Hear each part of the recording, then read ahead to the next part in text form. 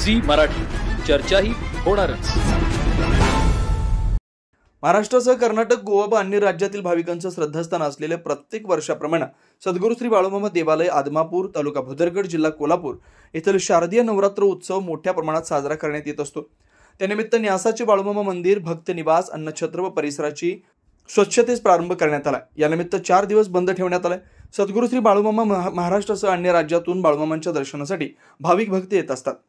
नवरात्रोत्सव काळात देखील या ठिकाणी गर्दी मोठ्या प्रमाणात होत असते। शारदीय नवरात्रीच्या अनुषंगाने मंदिर स्वच्छता 3 दिवस राहणार आहे। यामध्ये मुंबईच्या या कंपनीतर्फे आणि बाळूमामांचे भक्त व मंदिरातील सेवेकरी यांनी विनामोबदला मंदिर व परिसराची स्वच्छता काम सुरू केले। देवस्थानचे कार्याध्यक्ष श्री लक्ष्मण होडगे म्हणाले की श्रींच्यावर एवढी अपार श्रद्धा या क्षेत्रात पाहायला मिळाली। पूजा अर्चा, दर्शन, नवस, हार, खेटे, कौल इत्यादीपेक्षा निरीच्छ राहून मनोभावे सेवा केल्यास श्रींची कृपा निश्चित लाभते, अशी एक श्रद्धा इथल्या भाविकांच्या मध्ये पाहायला मिळाली, असे ते म्हणाले। विनोद शिंगे, कुंभोज।